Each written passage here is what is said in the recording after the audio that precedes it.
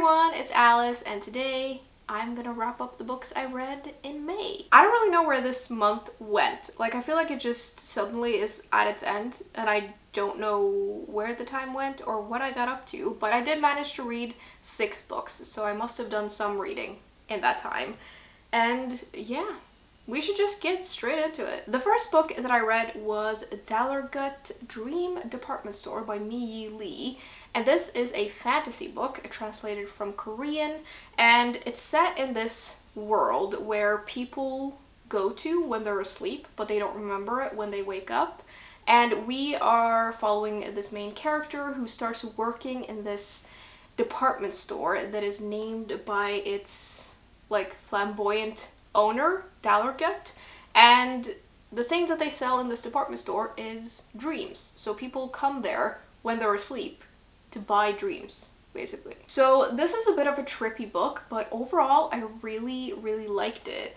It kind of felt like a breath of fresh air in a way because it's kind of different and you get to see this totally different and creative world, which was a lot of fun. We're following our main character in here, obviously, as she's starting this job at this department store, but through her we're introduced to not only the world but a lot of the characters in this world. So we get to meet the department store owner, who is quite the character. We get to meet other people who work there, and we also get to meet like outside characters, like famous dream makers, which is really cool.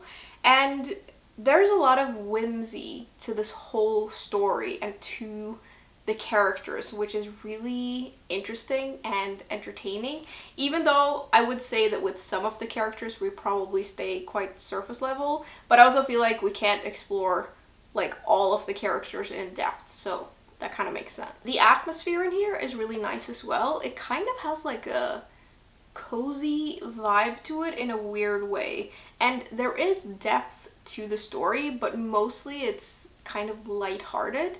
And I felt like I could really picture everything in this book. And it's sort of like movie-like in a way. Like, I can imagine this as like a Studio Ghibli film. Like, that would be perfect, and that's kind of what I had in my head. And there's definitely something in the writing that brings this whole world to life. And I would say that it's not a story that takes you for a lot of like twists and turns. It just sort of gently flows along and lets you explore this place. Now, the story is about dreams, obviously, and we're following these characters, but we're also following some of the people who buy the dreams. So we get these snippets of customers coming into the store and buying dreams, and we sort of get to see how that relates to their life. And we don't follow the same character. Like, we meet one and that's the dream and their situation, another one, that's the dream, their situation. And when we got the first one of that, I was like, okay, that's interesting.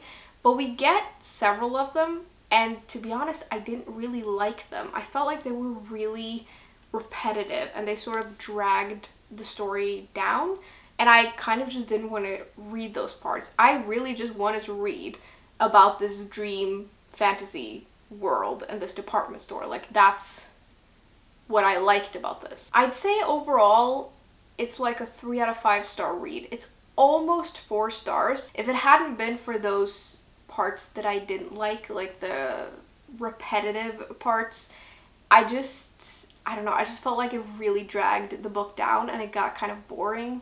Like, those parts were really boring and I would have liked to just skip them. I feel like in the end that did annoy me quite a lot, so I'm landing on a 3. But it was good. Like, it's very creative and interesting, and I would recommend it because it's quite a unique kind of book. But yeah, there were some parts I just really couldn't get into, and I just wish that they weren't really in the book at all, because all of the other stuff is great. Secondly, I read Animal Farm by George Orwell, which is a classic dystopian novel, and it's about these farm animals who free themselves from their master and decide to make their own society based on freedom and equality. But then as the years pass, this elite starts basically taking over and ruining everything. This is my third time rereading this book, and it's one of my all-time favorites. I just think it's really clever, and it's simple but effective, and it really makes you think, or at least it makes me think. And I don't really know why I suddenly decided to reread this now, but I just felt like it, so I did it. I feel like every time I reread this book, I get something new from it, and I get like a deeper understanding of it, and I just think it's a really interesting commentary, and again, it's just really, really well done.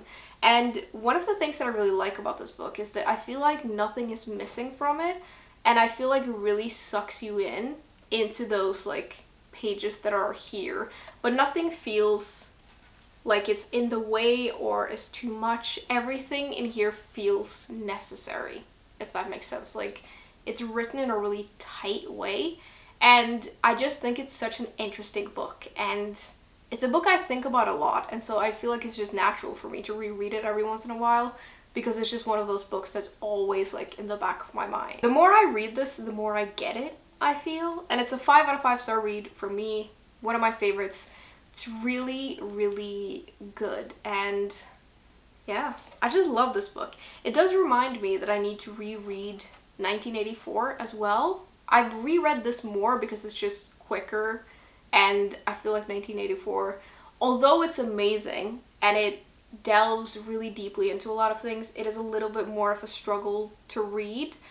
I would say like slightly more, it's a little bit more challenging, but it's really, really good. And I would say if you want to read a quick classic, I would really recommend this. I think everyone should read this book. It's really, really good. After that, I picked up Vera Wong's Unsolicited Advice for Murderers, which is a mystery novel, and it follows this 60-year-old self-proclaimed tea expert who has her own tea house, and she's just a general busybody, and she runs this tea shop, and one day she goes there and finds a dead guy in the middle of her tea shop, and because she is who she is, she decides that she can do a much better job than the police to solve the mystery. This is a book that I've been looking forward to for quite some time, so I'm glad I finally read it, and overall I really, really enjoyed it. Some parts I thought were excellent and just amazing, and then there were some parts that I wasn't that into, but overall it was very enjoyable, very entertaining, and I had a really good time reading it. My favorite part of this book was definitely Vera. Like, she is the star of the show in this book, and it's interesting because she sort of bustles about, and she like orders people about, and she asks inappropriate questions, and she says things where you're just like, oh my god. But you can't help but care for her, even though you sort of don't always agree with her decisions, because you can tell as the reader that she doesn't necessarily mean anything bad by it. Like, that's just who she is, and I don't know, I feel like everyone knows someone like this, and you just sort of forgive them because you just love them. You can't help but care about them. And I feel like she's really the glue that holds this whole book together. Like, she really is the center of it, and she is the best part of this. Now, the book is told not only from the perspective of Vera, but also 4 other characters that get involved with this case, and we get to see their perspectives as well. And this is the part where I started to run into a little bit of trouble because I really was not as invested in those parts, and some of them I liked more than others, but I really just wanted to get back to Vera. Like, that was the part that I was invested in, and some of the other characters felt kind of stereotypical and flat to me, and I was just not that interested in those parts, unfortunately, and those parts are a pretty big chunk of the book. Like, it takes up quite a lot of the book. Then there's the mystery, and I don't want to give anything away, but I had some suspicions pretty early on in the book of like how everything might be connected, and although I really enjoyed reading to the end, and like I read towards the end and I even got a little bit emotional because I was very invested in Vera and all of that, I kind of figured it out, and it was not as like intriguing as maybe I wanted it to be. I do think this is sort of a more cozy mystery, and in those kinds of mysteries you do often find a lighter sort of mystery. But I think I probably expected it to be a little bit less predictable. And I usually don't predict a lot of mysteries when I'm reading books, but in this one I got a very strong sense when I got to a certain part and I was like, ah, maybe this is what it is. And it was. And even though I enjoyed reading to the end, it would have been even more exciting if it had like a twist that I didn't see coming. All of that being said though, I did like overall really enjoy this book, and it's a book I would definitely recommend if you like cozy mysteries, because I think it's a pretty strong cozy mystery and there's a lot to it to love. If I were to only rate Vera, she would get 5 stars because she's amazing. She might even deserve 6 stars, but there's more to the book than just that, and because of that I would say that my rating is somewhere between like 3 and 4 stars. I do know that a lot of you have recommended this book to me though, and I totally get why, and I think it's a good recommendation, and I think if you like the kinds of cozy mysteries that I like, you would also enjoy this. I will also mention though, I can really picture this being adapted into a TV series. Like, I think it's perfect for that. I really think this would work great as a TV series, and I think it would be amazing. Like, I can just picture the whole thing, and I would love to see Vera on the screen, and I'm sure she would love to see herself on the screen as well, because that's the kind of lady she is. The next book that I picked up was a book in Norwegian. It's Utregning og Romfang by Solvej Balle, and this, I don't really know how to classify this book. Like, it's kind of like contemporary sci-fi or maybe like speculative fiction. I don't really know. I don't know where this goes. But it's translated from Danish, and it's about this woman who goes on this work trip in November. And she wakes up and finds that time has just like broken a little bit, or at least for her, and she is stuck reliving the same day over and over. And she's just stuck, and eventually she makes her way back to her husband, and she explains this to him, and he's not stuck in the same thing. So she has to explain it every day. And they're sort of like getting used to this new reality, and they're trying to find a way out of it, but she's still stuck. And yeah, she's just stuck in a time loop, basically. This is a book that I've wanted to read for a while because it's quite popular up here in the Nordics, and I've just heard a lot about it. And I also do love books where like time is a thing and it sort of messes with time.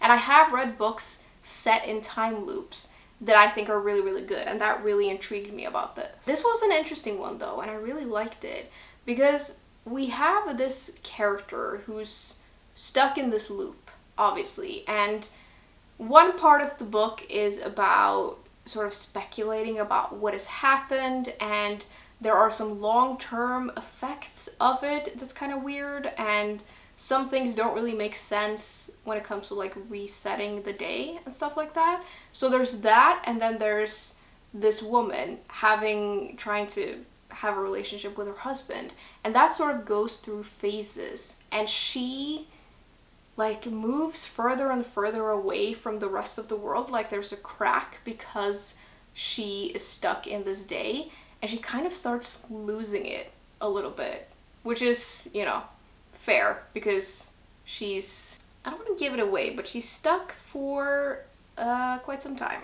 One of the things that I also really liked about this is how this one day is captured throughout the book. So we obviously have this one day, she keeps reliving it, and obviously there are parts of that that are really repetitive and boring, and you get this hopeless sense because of that, and she gets this hopeless sense, and it's really desperate.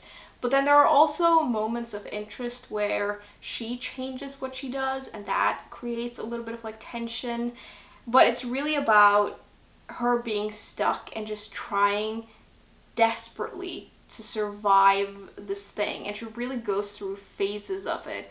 And it's really a book about survival in like an impossible situation. It's probably a good thing that it's not any longer than this though, I will say, because because of the nature of the story, obviously there are parts that do get repetitive, and I did feel maybe it dragged a little bit in parts, but I also feel like it makes sense that it did that.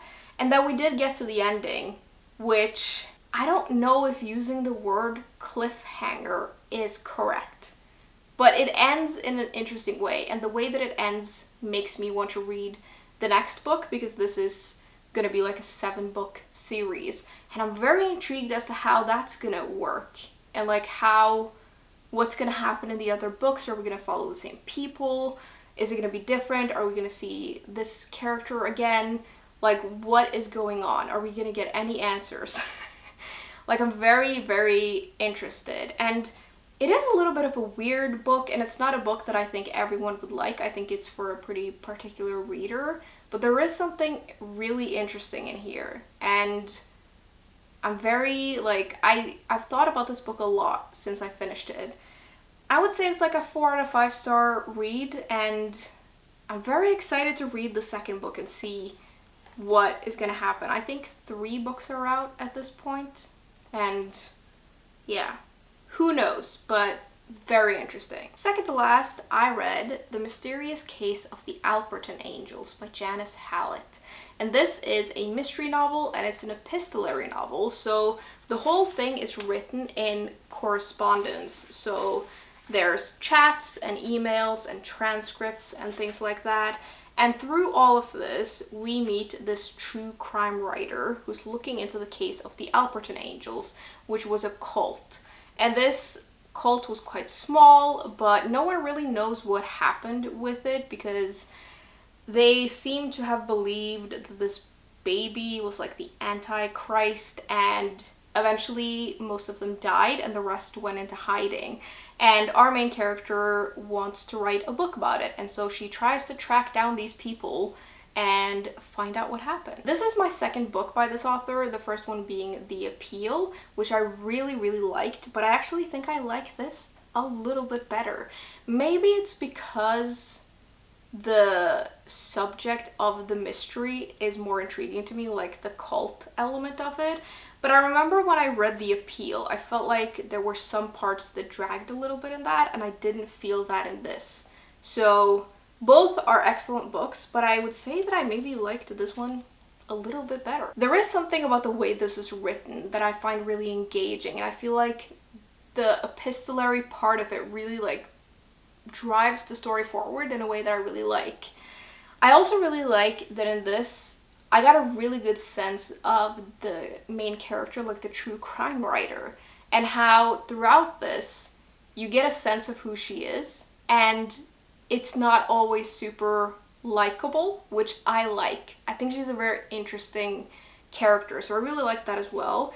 And then there's just a lot of detail and information in here, and there's obviously also missing information sometimes, and there's stuff that sort of, it doesn't fit together, but then suddenly there's this detail where you're like, okay, I see that, that's interesting.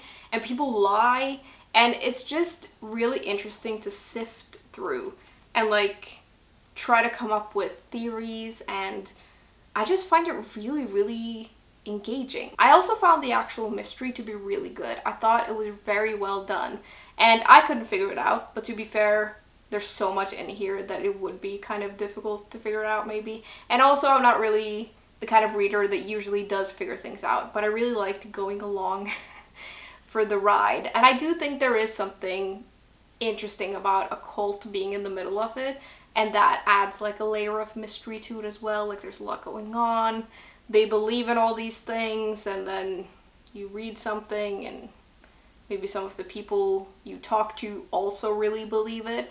And it's just very interesting and very well done, and it was just very entertaining, and I just wanted to keep going. Like, I couldn't stop reading this book. I think it also says something that this book is like 500 pages, and it managed to keep me hooked throughout all of that. Like, it's kind of like a chunky book, but I really liked all of it. Like, I was just really into it, and it really sucked me in. So that's quite impressive. And yeah, it was just really solid. I would give it a 4 out of 5 stars, which I think is what I gave The Appeal, but like I said, I probably prefer this a little bit more.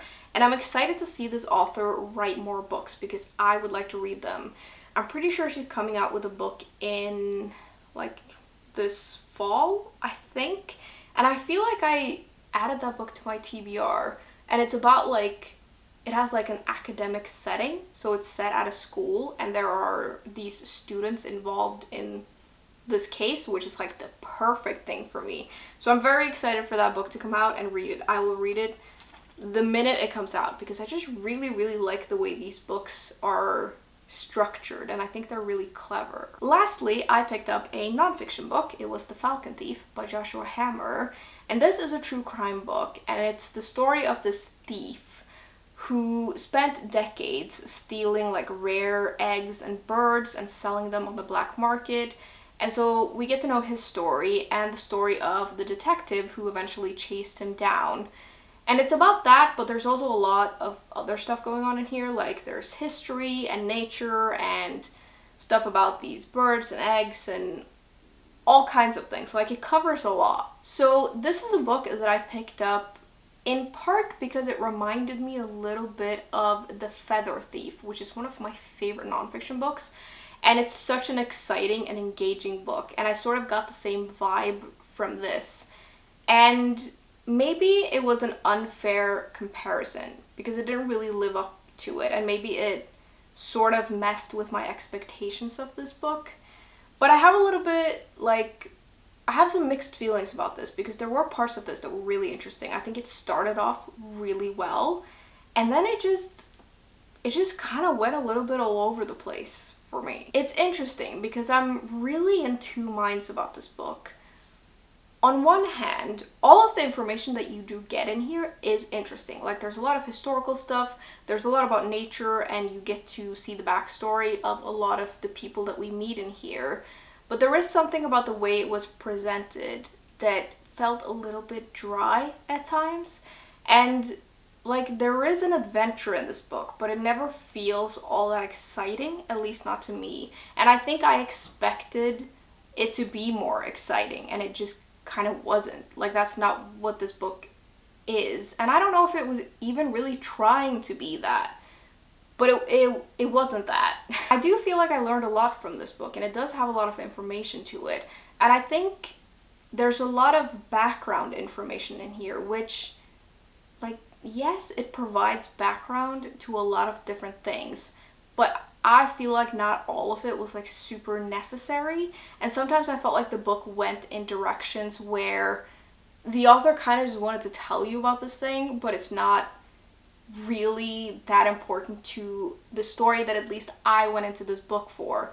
What I wanted was like the adventure, the crime, the eggs, the nature, like all of that.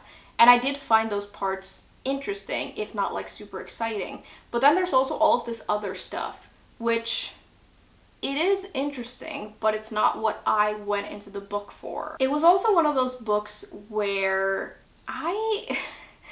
this sounds kind of mean, but like, I would forget that I was reading it. Like, I would put it down and I wouldn't look at it for a couple of days, and I would see it and I would be like, oh yeah, I should get back to that. And it wasn't that I didn't want to read it, it's just that I never felt a rush to get back to it. And I wanted to finish it because I wanted to know like what happened to the main story, and like the thing that I went into it for, I wanted to know how it ended. But there was just a lot of other stuff as well. And I think the way that it's presented is not like super engaging.